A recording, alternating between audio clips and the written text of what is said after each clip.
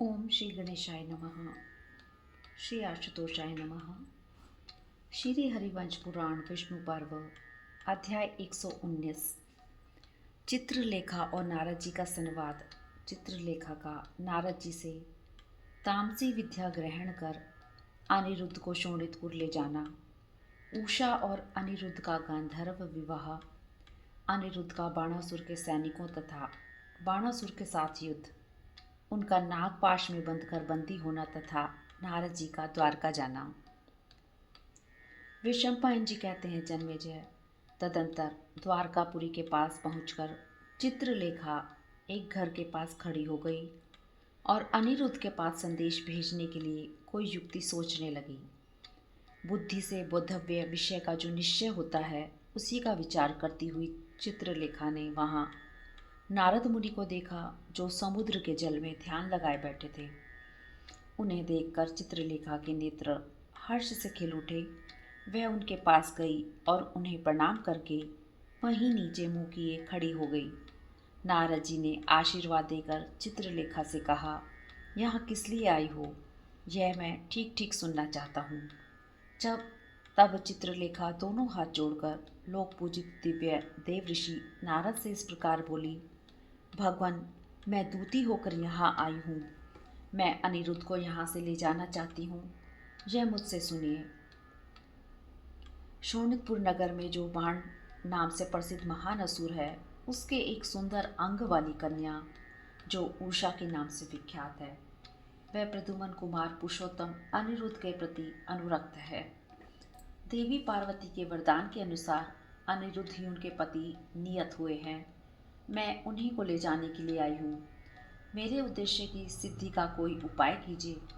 महामुने, जब मैं अनिरुद्ध को शोणितपुर नगर में पहुंचा दूं, तब आप कमल नयन भगवान श्री कृष्ण को यह समाचार बताएं। अवश्य ही भगवान श्री कृष्ण के साथ बाणासुर का महान युद्ध होगा। वह महान असुर सम्रांगण में दिव्य शक्ति से संपन्न होता है।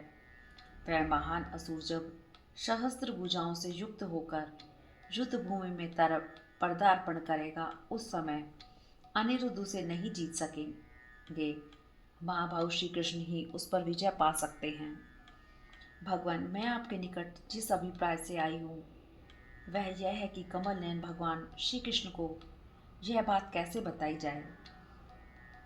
आपकी कृपा से मुझे भगवान श्री कृष्ण से कोई भय नहीं है, क्योंकि वे तत्व अर्थदर्शी हैं। परंतु अनिरुद्ध का अपहरण कैसे किया जाए? महाबाहु श्री कृष्ण यदि क्रुद्ध हो जाएं तो समस्त त्रिलोकी को दग्ध कर सकते हैं। पौत्र शोक से संतप्त होकर अपने शाप से मुझे जला सकते हैं। इस विषय में आप ही कोई ऐसा उपाय सोचिए जिससे उषा अपने प्रियतम को प्राप्त कर ले और मुझे भी कोई भय ना हो। उसके ऐसा कहने पर नारद मुनि ने चित्रलेखा से यह शुभ वचन कहा, तुम डरो मत, मैं भय के निवारण का उपाय बताता हूँ। तुम जब अनिरुद्ध को ले जाओ और उनका कन्या के महल में प्रवेश हो जाए, तब यदि युद्ध होने की संभावना हो तो मुझे स्मरण करना। युद्ध देखने के लिए मुझे बड़ी अभिलाषा रहती है और उसे देखकर बहुत प्रसन्नता होती है। साथ ही युद्ध कराने की मेरी प्रवृत्ति और दृढ़ होती है। तुम मुझसे तामसी विद्या ग्रहण कर लो, जो सब लोगों को मोह में डालने वाली है। इस विद्या की सिद्धि के लिए जो पुरुष चरण आदि कार्य करने पड़ते हैं, वे सब मैंने ही कर दिए हैं। इस प्रकार यह सिद्ध की हुई विद्या मैं तुम्हें दे रहा हूँ। महर्षि नारद के ऐसा कहने पर मन के समान वेग वाली चित्रलेखा ने तथास्तु कहकर उनकी आज्ञा स्वीकार कर ली। इसके बाद ऋषियों में श्रेष्ठ महात्मा नारद को प्रणाम करके वह आकाश मार्ग से अनिरुद्ध के घर की ओर चली। द्वारका के मध्य भाग में काम अवतार प्रद्युम्न का सुंदर भवन था और उसी के समीप अनिरुद्ध का महल, जिसमें चित्रलेखा ने प्रवेश किया। उस भवन में सोने की वेदियां बनी और सोने के खंभे लगे थे।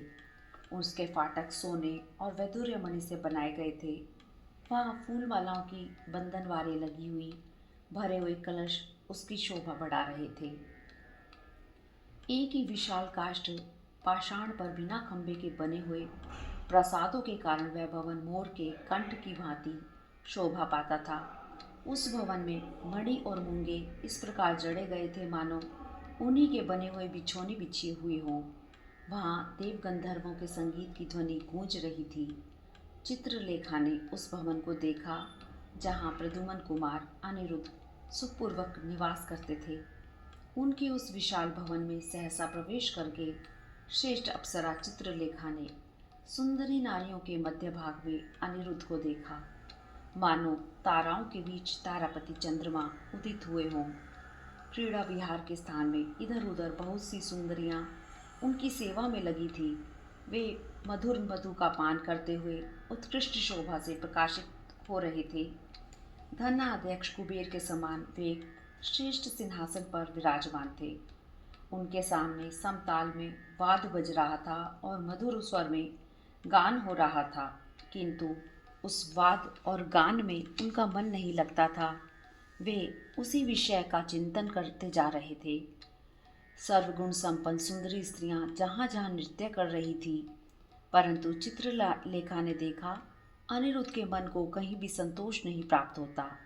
ये न तो भोगों के साथ रमते हैं और न मधु का ही सेवन करते हैं। निश्चयहीन के हृदय में भी वही स्वप्न चक्कर लगा रहा है। वह अपनी बुद्धि से वहीं इस निश्चय पर पहुंच गई और इसका भय दूर हो गया। श्रेष्ठ एवं सुंदरी स्त्रियों के बीच में इंद्रध्वज के समान शोभा पाने वाले अनिरुद्ध को देखकर मनस्विनी चित्रलेखा मन ही मन इस प्रकार चिंता करने लगी, यह कार्य कैसे करना चाहिए, किस तरह करने से कल्याण प्राप्त होगा। इस तरह विचार करके सुंदर नेत्रों वाली यशस्विनी चित्रलेखा ने अदृश्य होकर तामसी विद्या के द्वारा अनिरुद्ध के सिवा अन्य सबको आच्छादित कर दिया। फिर आकाश से ही शीघ्र आकर वह महल की छत पर खड़ी हो गई और प्रद्युमन कुमार अनिरुद्ध से मधुर वाणी में स्नेहयुक्त वचन बोली। पहले दिव्य दृष्टि देकर उसने उन्हें अपने स्वरूप का दर्शन कराया। फिर एकांत प्रदेश में उनसे इस प्रकार कहना आरंभ किया, वीर यदुनंदन, आपके लिए सर्वत्र कुशल तो है ना? आपका दिन और प्रदोष काल सुख से बीतता है। महाबाहु रति कुमार, मैं तुम्हारे लिए एक सूचना लाई हूँ, तुम इसे सुनो। मैं अपनी सखी उषा की बात ठीक ठीक बताऊंगी, जिसको आपने सपने में देखा और अपनी पत्नी बना लिया। वह आपको ही अपने हृदय में धारण करती है। उषा के भेजने पर ही मैं यहाँ आई हूँ। वह बेचारी बार बार रोती, अंगड़ाई लेती और लंबी सांस खींचती है। वह आपके दर्शन की बाट जोहती हुई काम के अधीन हो बड़ा कष्ट पा रही है। यदि आप उसके पास जाएं और मिलें, तभी वह जीवन धारण कर सकेगी। यदि आपका दर्शन उसे नहीं मिला तो उसकी मृत्यु निश्चित है, इसमें कोई संशय नहीं है। यदि आपके हृदय में सहस्त्रों नारियों ने स्थान बना लिया हो, तो भी आपको चाहने वाली एक अनुरक्त स्त्री का हाथ आपको अवश्य पकड़ना चाहिए। देवी पार्वती ने वरदान देते समय आप ही को उसका मनोवांछित पति प्रदान किया है। मैंने उसे आपका चित्रपट दिया है, उसी में आपके चिन्ह का अवलोकन करके वह जी रही है। आप उसका मनोरथ पूर्ण करने के लिए दयालु बने। उषा आपके चरणों में सिर रखकर प्रणाम करती है। हम सखियां भी आपको माथा नवाती हैं।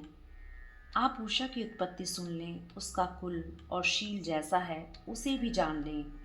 उसकी आकृति, स्वभाव और पिता का भी परिचय आपको देती हूँ। विरोचन कुमार बलि का वीर पुत्र बाण नामक महान असुर शोणितपुर का राजा है। उसकी पुत्री उषा आपको दिल पति बनाना चाहती है। उसका चित्त सदा आपके ही चिंतन में लगा रहता, उसका जीवन भी आप ही हैं। देवी पार्वती ने आपको ही उसके लिए मन के अनुरूप पति दिया है, इसमें संशय नहीं। सुंदर कटी प्रदेश वाली शुभ लक्षणा उषा आपके समागम की आशा लेकर ही प्राणों को धारण करती है। चित्रलेखा की बात सुनकर अनिरुद्ध ने उससे इस प्रकार कहा, शोभने, मैंने उसे सपने में देखा है, उसका परिणाम क्या हुआ यह मुझसे सुनो। मैं दिन रात उसके रूप, कांति, मति, संयोग, सुख और रोदन आदि सभी बातों का इसी तरह चिंतन करता हुआ मोह में पड़ा रहता हूँ। यदि मैं तुम्हारे अनुग्रह का पात्र हूँ और यदि तुम मुझसे मैत्री चाहती हो तो मुझे अपने साथ ले चलो। मैं प्राण प्यारी उषा को देखना चाहता हूँ। मैं काम जनित ताप से संतप्त हूँ, अतः प्रियात्मा के संगम की कामना से मैंने तुम्हारे सामने यह अंजलि बांध रखी है। मेरे स्वप्न को सत्य कर दिखाओ। अनिरुद्ध की यह बात सुनकर श्रेष्ठ अप्सरा चित्रलेखा मन ही मन यह कहने लगी कि आज मेरा कलेश उठाना सफल हो गया। मेरी सखी ने जो वस्तु मांगी थी वह मुझे मिल गई। वैशंपायन जी कहते हैं, जन्मेजय, अनिरुद्ध का मनोरथ जानकर भामिनी चित्रलेखा बहुत प्रसन्न हुई और बोली, अच्छा ऐसा ही करूँगी। अट्टालिका में स्त्रियों के बीच में बैठे हुए रण दुर्मद प्रद्युम्न कुमार अनिरुद्ध को अदृश्य करके उन्हें साथ ले चित्रलेखा आकाश में उड़ चली। वह मन के समान वेगशालिनी थी। उसने सिद्धों और चारणों से सेवित आकाश मार्ग में आकर सहसा शोणितपुर में प्रवेश किया। वह काम रूपणी अप्सरा अनिरुद्ध को माया से अदृश्य करके जहाँ महाभागा उषा थी वहाँ गई। वहाँ उसने उषा को एकांत में विभिन्न आभूषणों से विभूषित तथा विचित्र वस्त्रधारी देवतुल्य रूप वाले वीर अनिरुद्ध का दर्शन करवाया। वहाँ अट्टालिका में सखियों के समीप बैठी हुई उषा अनिरुद्ध को देखकर चकित हो उठी। उसने तत्काल उन्हें अपने महल के भीतर प्रवेश कराया। प्रियतम का दर्शन करके उषा के नेत्र हर्ष से खिल उठे। स्वार्थ साधन में कुशल उषा ने अट्टालिका में ही स्थित हो अर्घ्य निवेदन करके यदुकुल नंदन अनिरुद्ध का पूजन किया। फिर चित्रलेखा को हृदय से लगाकर प्रिय वचनों के द्वारा उसे संतुष्ट किया। इसके बाद कामिनी उषा भय से व्याकुल हो तुरंत ही चित्रलेखा से बोली, कार्य साधन में कुशल सखी, इस कार्य को गुप्त कैसे रखा जाए? गुप्त रखने पर ही कल्याण हो सकता है। इसे प्रकाशित कर देने पर प्राणों पर संकट आ सकता है। तब चित्रलेखा बोली, सखी मेरा निश्चय सुनो। पुरुषार्थ द्वारा किए गए कार्य को देव क्षण भर में नष्ट कर देता है। यदि पार्वती देवी का कृपा प्रसाद तुम्हारे अनुकूल होगा तो आज माया द्वारा छिपाकर किए गए इस गुप्त कार्य को कोई नहीं जान सकेगा। सखी के ऐसा कहने पर उषा की चित्तवृत्ति स्थिर हुई। वह बोली, तुम्हारा कहना ठीक है। फिर उसने अनिरुद्ध से कहा, सौभाग्य की बात है कि सपने में आया हुआ वह चोर आज सुंदर पति के रूप में प्रत्यक्ष दिखाई देता है, जिसके लिए हम सब लोग खिन्न हो रही थी। दुर्लभ प्रियतम की आशंका रखने के कारण भारी चिंता में पड़ गई थी। आपके लिए सर्वत्र कुशल तो है ना? स्त्रियों का हृदय कोमल होता है, इसलिए मैं आपका कुशल समाचार पूछ रही हूँ। उषा का वह अर्थ भरा स्नेह युक्त वचन सुनकर यदुकुल सिंह अनिरुद्ध भी सुंदर अक्षरों से युक्त बात बोले। पहले उन्होंने अपने हाथ से आनंद के आंसुओं से भरे हुए नेत्र वाली उषा के आंसू पोंछे। फिर हंसकर मुस्कुराते हुए वे ऐसी बात बोले जो चित्त को चुराए लेती थी। परारोहे, तुम्हारे प्रसाद से मेरे लिए सर्वत्र कुशल है। बहुत कम बोलने वाली देवी, मैं तुम्हें यह प्रिय संवाद निवेदन करता हूँ। यह देश मेरे लिए पहले का देखा हुआ नहीं है। केवल एक बार रात को सपने में कन्याओं के अंतपुर में इसे जैसा देखा था वैसा ही आज भी यह दिखाई देता है। तुम्हारे प्रसाद से ही मेरा इस प्रकार यहाँ आगमन हुआ है। रुद्र पत्नी उमा देवी की बात कभी मिथ्या नहीं होगी। पार्वती देवी का तुम पर बड़ा प्रेम है, यह जानकर तुम्हारा प्रिय करने के लिए ही मैं आज यहाँ आया हूँ। मुझ पर प्रसन्न हो, मैं तुम्हारी शरण में हूँ।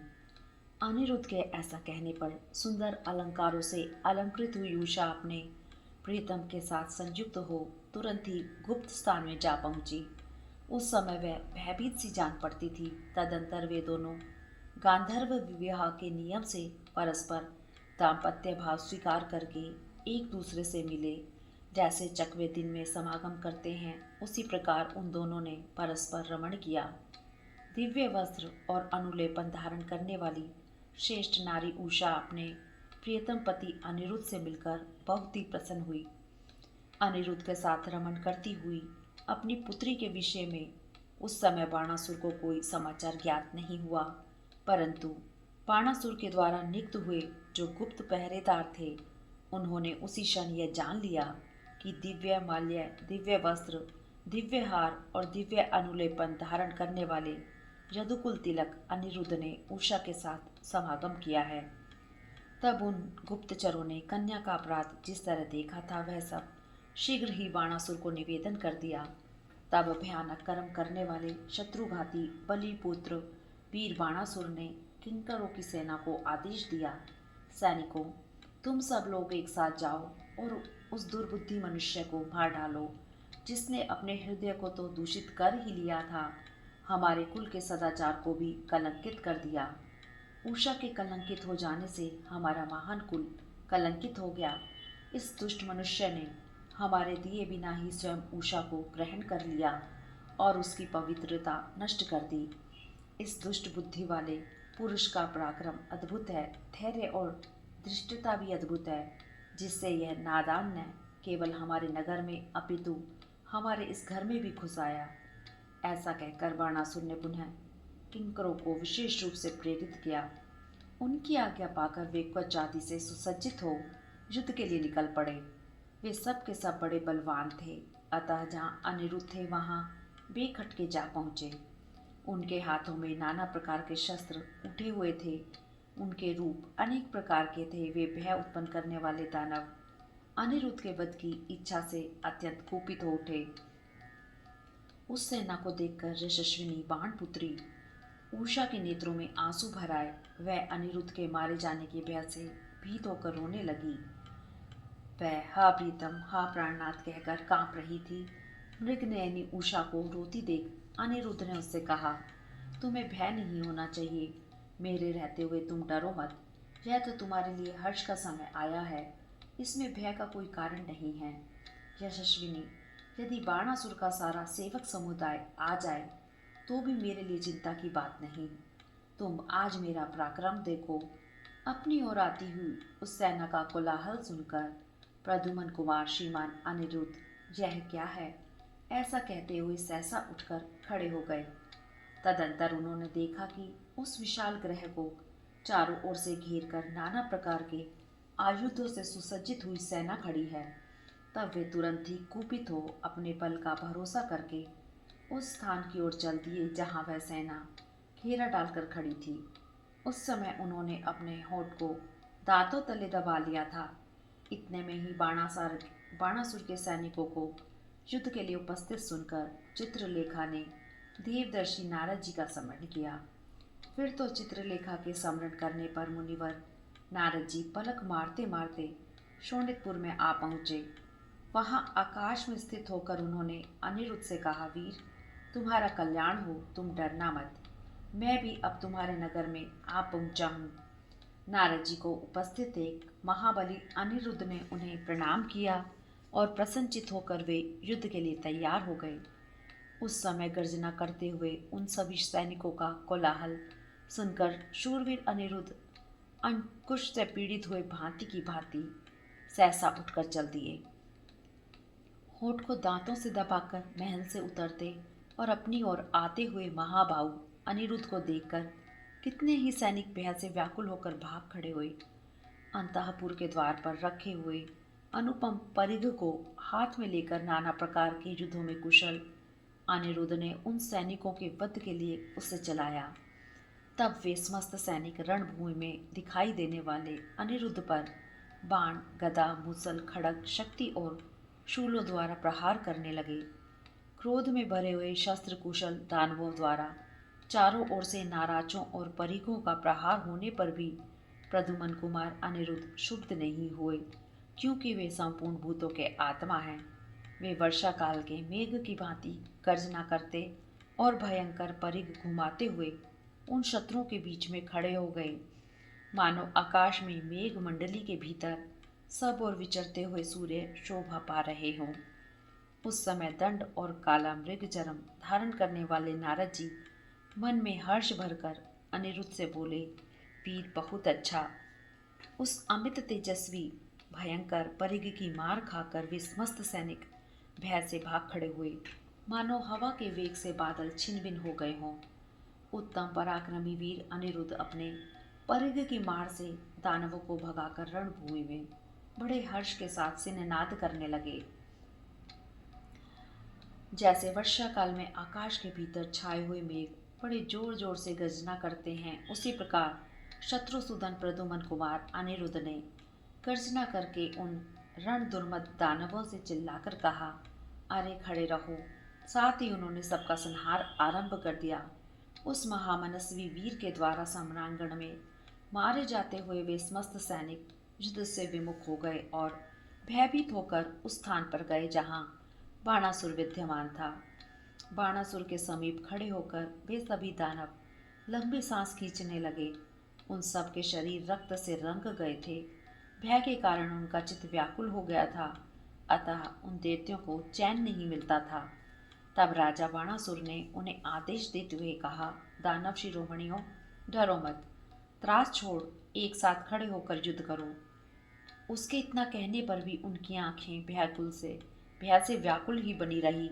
यह देख बाणासुर ने पुनः उनसे कहा, यह क्या बात है कि तुम लोग अपने विश्व विख्यात यश को दूर से ही त्याग कर कायरों के समान व्याकुल और अचेत हो रहे हो।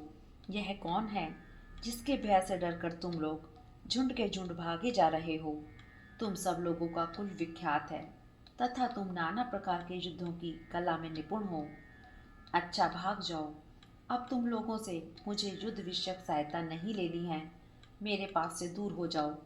इस प्रकार बलवान बाणासुर ने अपने कठोर वचनों द्वारा उनको बारंबार त्रास देते हुए दूसरे रणवीर योद्धाओं को, जिनकी संख्या 10,000 के लगभग थी, पुनः युद्ध के लिए आज्ञा दी।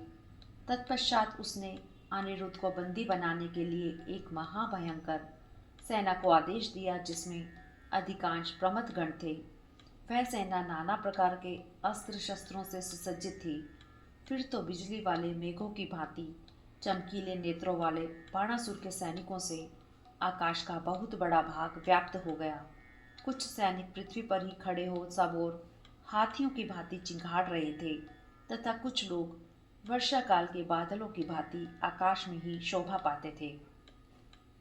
तदंतर वह विशाल सेना फिर इकट्ठी हो गई। उस समय उसमें सब ओर ठहरो, खड़े रहो, ये ही बातें सुनाई देती थी। वीर अनिरुद्ध अकेले ही उन सब का सामना कर रहे थे। एक ने ही जो उस विशाल सेना का सामना किया, यह उस समय एक महान आश्चर्य की बात हुई। वे रणभूमि में उन महापराक्रमी दानवों के साथ युद्ध करने लगे। उन्होंने शत्रुओं के ही परिघों तथा तोमरों को ले लिया। उन महाबली वीर ने उन्हीं परिघों द्वारा उस समय युद्ध में उन शत्रुओं का संहार किया। वे युद्ध के मुहाने पर बारंबार परिघ को छोड़ते और ग्रहण करते थे। शत्रुसूदन अनिरुद्ध उस परिघ से अनेक पैंतरे दिखाते हुए युद्ध में अकेले ही विचरते थे। वे भ्रांत, उद्भ्रांत, आविद, आप्लुत, विप्लुत और पलुत आदि 32 प्रकार के पैंतरों से विचरते हुए दिखाई दिए। रणभूमि में युद्ध के मुहाने पर मुंह बाएं हुए काल के समान अनेक प्रकार से परिघ चलाने की क्रीड़ा करते हुए एक ही अनिरुद्ध को शत्रुओं ने सहस्त्रों की संख्या में देखा। उस समय उनसे संतप्त हो रक्त के प्रभाव में डूबे हुए दानव फिर अपना व्यू भंग करके भाग खड़े हुए और जहां बाणासुर खड़ा था वहां जा पहुंचे। हाथी, घोड़े तथा रथ समूह उन्हें चारों ओर लिए जा रहे थे। वे हतोत्साह दानव घोर आर्तनाद करके संपूर्ण दिशाओं में भागे जा रहे थे। वे उस समय भय से पीड़ित हो भागते समय परस्पर एक के ऊपर एक चढ़ जाते थे तथा अधिक खेद के कारण युद्ध से विमुख हो रक्त वमन करते हुए पलायन कर रहे थे। पूर्व काल में देवताओं के साथ युद्ध करते समय भी उन दानवों को वैसा भय नहीं हुआ जैसा सम्रांगण में अनिरुद्ध के साथ युद्ध करते समय हुआ। कितने ही पर्वत शिखर के समान विशालकाय दानव हाथों में गदा, शूल और तलवार लिए रक्त वमन करते हुए पृथ्वी पर गिर पड़े। उस समय रणभूमि में पराजित हुए दानव भय से व्याकुल हो बाणासुर को वहीं छोड़कर विशाल आकाश में भाग गए। जैसे यज्ञ में समीधा पाकर अग्नि प्रज्वलित हो उठती है, उसी प्रकार उस समय अपनी विशाल सेना को पूर्ण रूप से भग्न हुई देख बाणासुर क्रोध से जल उठा। इधर युद्ध में अनिरुद्ध के पराक्रम से प्रसन्न हुए नारद जी आकाश में सब ओर विचरते और उन्हें साधुवाद देते हुए नृत्य करने लगे। इसी बीच में अत्यंत क्रोधी और बलवान बाणासुर कुंभभांड द्वारा नियंत्रित रथ पर आरूढ़ हो उसी रथ पर बैठा हुआ उस स्थान पर गया जहां अनिरुद्ध तलवार हाथ में लिए खड़े थे। बाणासुर अपनी सहस्त्र भुजाओं से पट्टिश, खड़ग, गदा, शूल और फर से उठा सैकड़ों ध्वजों से युक्त देव राजेंद्र के समान शोभा पाता था, जिनकी उंगलियों में गोधा चर्म के दस्ताने बंधे हुए थे। उन भुजाओं से नाना प्रकार के अस्त्र शस्त्र लिए वह महाबाहु दानवराज बड़ी शोभा पा रहा था। उसके नेत्र क्रोध से लाल हो रहे थे। वह क्रोध में भरकर सिंह के समान दहाड़ता और अपने विशाल धनुष को खींचता हुआ बोला, अरे खड़ा रह।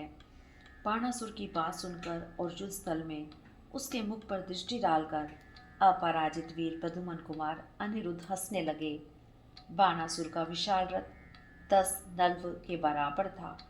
उसमें सैकड़ों छोटी छोटी घंटियां लगी थी, जिनकी ध्वनि सब ओर गूंजती रहती थी। उस रथ की ध्वजा पताकाएं लाल रंग की थी तथा उस रथ के प्रत्येक अवयव पर ऋष्य नामक मृग विशेष का चमड़ा मढ़ा हुआ था। उस महाकाय दानव के रथ में 1 सहस्त्र घोड़े जुटे हुए थे, ठीक उसी तरह जैसे पूर्व काल में देवासुर संग्राम के अवसर पर हिरण्यकशिपु के रथ में जोते गए थे। यदुकुल तिलक अनिरुद्ध ने जब उस दानव को आक्रमण करते देखा तब वे युद्ध के लिए हर्ष और उत्साह से भर गए तथा महान तेज से संपन्न हो गए। जैसे पूर्व काल में आदित्य देव हिरण्यकशिपु का वध करने के लिए उदत हुए भगवान नरसिंह शोभा पाते हैं, उसी प्रकार संग्राम की लालसा से ढाल और तलवार धारण किए स्वस्थ भाव से खड़े हुए वीर अनिरुद्ध सुशोभित होते थे। उस समय बाणासुर ने अनिरुद्ध को ढाल और तलवार लिए अपने सामने आते देखा। उन्हें केवल ढाल और तलवार धारण किए पैदल आते देख उन्हें मार डालने की इच्छा से बाणासुर को अनुपम हर्ष प्राप्त हुआ। क्वच से रहित तथा केवल खड़ग हाथ में लिए होने पर भी यादव वीर अनिरुद्ध बाणासुर को यह अजेय है ऐसा मानते हुए भी निशंक हो उसके सामने युद्ध के लिए खड़े हुए। विजय से सुशोभित होने वाला महाबली बाणासुर कुपित हो रणभूमि में अनुरुद्ध से बोला, इसे पकड़ो, मारो। उस सम्रांगण में इस तरह बोलते हुए बाणासुर की बात सुनकर हंसते हुए प्रद्युम्न कुमार ने क्रोधपूर्वक उनकी ओर देखा। वहाँ भय से संत्रस्त हो रोती हुई भामिनी उषा को सांत्वना देकर अनिरुद्ध हंसते हुए युद्ध के लिए खड़े हो गए।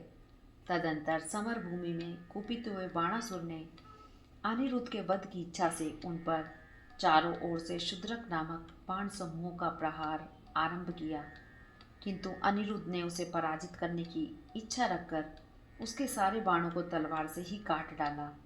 तब बाणासुर ने पुनः रणभूमि में अनिरुद्ध के वध की अभिलाषा से उनके सिर पर सब ओर से शूद्रक नाम वाले बाण समूहों की वर्षा आरंभ कर दी। उस समय उसके हजारों बाणों को ढाल से ही इधर उधर करके अनिरुद्ध उसके सामने खड़े हो उदयकाल के सूर्य की भांति शोभा पाने लगे। रणभूमि में बाणासुर का तिरस्कार करके यदुनंदन अनिरुद्ध उसी तरह निर्भय खड़े रहे जैसे वन में सिंह अपने सामने एक हाथी को देखकर निर्भय खड़ा रहता है।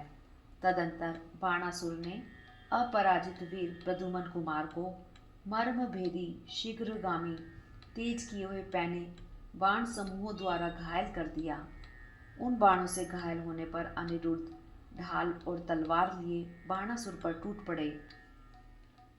उन्हें आक्रमण करते देख उस असुर ने तीखे सहायकों से उन पर और भी चोट की। झुकी हुई गांठ वाले बाणों से अत्यंत घायल होने पर महाबाहु अनिरुद्ध क्रोध से जल उठे और दुष्कर कर्म करने की इच्छा करने लगे। बाणों की वर्षा से आच्छादित हो अनिरुद्ध के सारे अंग खून से लथपथ हो गए। इस तरह पराभव प्राप्त होने से अनिरुद्ध का क्रोध बहुत बढ़ गया और वे बाणासुर के रथ की ओर चल दिए। उस समय तलवारों, मूसलों, शूलों, पटिशों, तोमरों और बाण समूहों से अत्यंत घायल होने पर भी प्रद्युम्न कुमार कंपित नहीं हुए। सहसा क्रोधपूर्वक उछलकर उन्होंने बाणासुर के रथ के हरसे को काट दिया और युद्ध के मुहाने से तलवार से ही उसके घोड़ों को मार डाला। तब युद्ध मार्ग के ज्ञान में निपुण बाणासुर ने पुनः पट्टिशों, तोमरों और बाणों की वर्षा करके अनिरुद्ध को ढक दिया। अब यह मारा गया ऐसा जानकर वे दैत्य गर्जना करने लगे। इतने में ही अनिरुद्ध सहसा कूदकर रथ के पार्श्व भाग में खड़े हो गए। तब कुपित हुए बाणासुर ने रणभूमि में एक घोर एवं भयानक शक्ति हाथ में ली, जो अग्नि के समान प्रज्वलित हो रही थी। वह घोर शक्ति घंटाओं की माला से व्याप्त थी। उसका तेज अग्नि और सूर्य के समान जान पड़ता था तथा वह यमदंड के समान भयानक दिखाई देती थी। उस दैत्य ने निर्भय होकर जलती हुई उल्का के समान वह शक्ति अनिरुद्ध पर चला दी। उस समय जीवन का अंत कर देने वाली उस शक्ति को अपने ऊपर आती देख पुरुष प्रवर महाबली अनिरुद्ध ने उछलकर तत्काल उसे हाथ से पकड़ लिया और उसी शक्ति से बाणासुर को विदीर्ण कर डाला। वह शक्ति उसके शरीर को विदीर्ण करती हुई पृथ्वी में समा गई। उस शक्ति की गहरी चोट से पीड़ित हो बाणासुर ने ध्वज दंड का सहारा ले लिया। उसे मूर्छित हुआ देख कुंभांड ने उससे कहा, दानवराज, इस प्रकार उद्धत हुए शत्रु की अपेक्षा किस लिए करते हो? इस वीर ने अपना लक्ष्य पा लिया, अतः आज निर्विकार दिखाई देता है। माया का आश्रय लेकर युद्ध करो, अन्यथा यह मारा नहीं जा सकेगा। तुम अपनी और मेरी भी रक्षा करो। प्रमादवश उपेक्षा क्यों करते हो? इसको अभी मार डालो, कहीं ऐसा ना हो यह हम सब लोगों का नाश कर डाले। यदि तुम सावधान नहीं हुए तो यह अन्य सैकड़ों वीरों को मारकर उषा को भी लेकर चला जाएगा।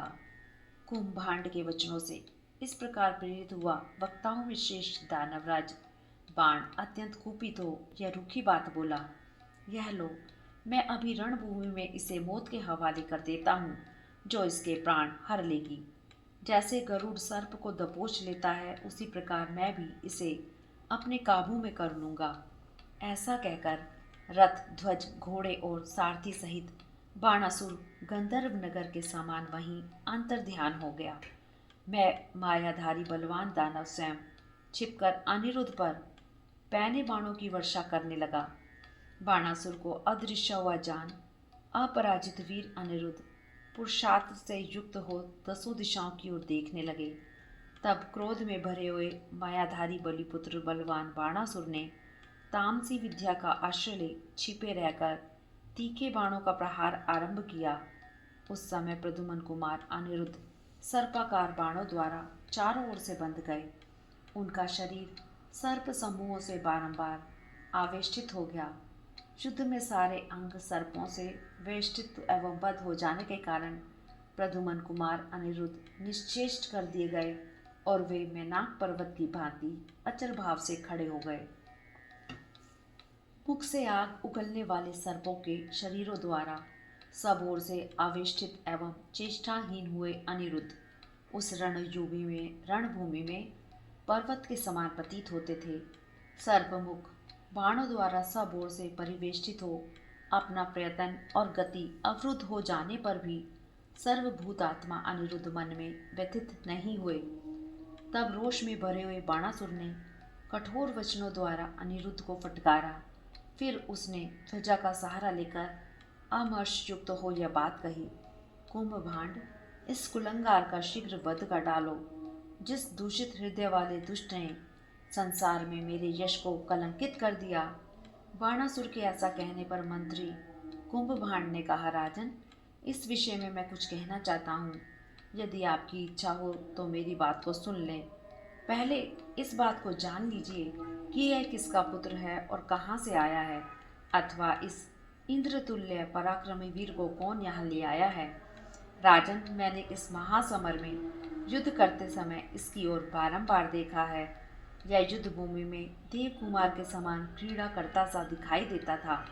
दैत्य प्रवर यह बलवान धैर्य संपन्न तथा संपूर्ण शस्त्र विद्या में प्रवीण है, अतः वध रूप दोष का पात्र नहीं है। आपकी कन्या ने गांधर्व विवाह के द्वारा इसके साथ समागम किया है, अतः न तो अब वह दूसरे को देने योग्य रह गई है और न दूसरे के द्वारा ग्रहण करने योग्य ही। अतः खूब सोच विचार कर इसका वध कीजिए। पहले इसका परिचय प्राप्त करके फिर वध अथवा पूजन कीजिएगा। इसका वध करने में महान दोष है और रक्षा करने में महान गुण। यह पुरुषों में श्रेष्ठ होने के कारण सर्वदा सम्मान के योग्य है। देखिए, सर्पों ने सब ओर से इसके शरीर को जकड़ लिया तो भी यह व्यथित नहीं होता है। अपने कुल के अभिमान, बल, पराक्रम और धैर्य से संपन्न है। राजन, देखिए तो सही, महाबली सर्पों से बद्ध होकर वध अवस्था को प्राप्त होने पर भी यह बलवान पुरुषोत्तम वीर हम सब लोगों को कुछ भी नहीं गिनता है। यदि यह माया के प्रभाव से बांधा न गया होता तो रणभूमि में केवल असुरों से ही नहीं, समस्त देवताओं से भी युद्ध कर सकता था। इसमें संशय नहीं है। यह युद्ध के सभी मार्गों का ज्ञाता तथा बल पराक्रम में आपसे भी बढ़कर है। इसके सारे अंग खून से लथपथ हो गए हैं। इसे सर्प के शरीर में जकड़ दिया गया है तो भी यह भौहों को 3 जगह से टेढ़ी करके यहाँ खड़े हुए हम लोगों को कुछ भी नहीं समझता है। इस अवस्था को पहुँच जाने पर भी यह अपने बाहुबल का भरोसा करके आपकी कोई परवाह नहीं करता है। वास्तव में यह युवक कोई अद्भुत पराक्रमी वीर है। सहस्त्र बाहु के साथ समर भूमि में यह 2 ही बाहों का वीर खड़ा है, किंतु अपने बल पराक्रम के मद से उन्मत्त हो आपके बल वीर्य को कुछ भी नहीं समझता। असुर प्रवर, आपकी यह कन्या इसके साथ संबंध बना चुकी है, अतः अब दूसरे को नहीं दी जा सकती। यदि यह किन्हीं महात्मा पुरुषों के कुल में उत्पन्न हो तो हमारे लिए परम अभीष्ट है। उस दिशा में यह वीर हमसे पूजा प्राप्त करेगा, अतः आप इसकी रक्षा कीजिए। इतना कहकर ही कुंभभांड चुप हो गए। महात्मा कुंभभांड की ऐसी बात कहने पर शत्रुसूदन बाणासुर ने भी उनसे तथास्तु कहकर चुपचाप बैठे रहे। तदंतर बुद्धिमान अनिरुद्ध के लिए पहरेदार देकर महायशस्वी बलिपुत्र बाणासुर अपने घर को ही चला गया। महाबली अनिरुद्ध को माया द्वारा बंधा हुआ देख मुनिश्रेष्ठ नारद आकाश मार्ग से द्वारकापुरी की ओर चल दिए। मुनि प्रवर नारद जी के चले जाने पर अनिरुद्ध मन ही मन इस प्रकार विचार करने लगे, यह क्रूर दानव कहीं छिप गया है, पुनः युद्ध के लिए आएगा, इसमें संशय नहीं है। नारद जी वहां जाकर शंख चक्र गदाधर भगवान श्री कृष्ण से यह सब समाचार ठीक ठीक बताएंगे, इसमें कोई संदेह नहीं है। सांपों से बंधकर अनिरुद्ध चेष्टाहीन हो गए हैं। यह देख व्याकुल हुई उषा फूट फूट कर रोने लगी। उसके नेत्र आंसुओं से भर गए। तब उस रोती हुई उषा से अनिरुद्ध ने कहा, भीरू, तुम इस तरह रोती क्यों हो? मृगलोचने, भयभीत न हो। देखो, भगवान मधुसूदन मेरे लिए यहाँ आना ही चाहते हैं। जिनके शंखनाद को, भुजाओं के शब्द को और बल की चर्चा को सुनकर दानव नष्ट हो जाएंगे और असुरों की स्त्रियों के गर्भ गिर जाएंगे। विषमपायन जी कहते हैं, जन्मेजय, अनिरुद्ध के ऐसा कहने पर उषा को विश्वास हो गया। वह सुंदर कटी प्रदेश वाली सुंदरी अब अपने निर्दय पिता के लिए शोक करने लगी। इस प्रकार श्री महाभारत के खिलबाग हरिवंश के अंतर्गत विष्णु पर्व में बाणासुर और अनिरुद्ध का युद्ध विषयक 119वां अध्याय पूरा हुआ। हरिओम तत्सत। ओम नमो भगवते वासुदेवाय नमः। ओम नमो नारायण। ओम नमो भगवते वासुदेवाय। वासुदेवाय हरि वासुदेवाय। ओम नमो भगवते वासुदेवाय। वासुदेवाय हरि वासुदेवाय।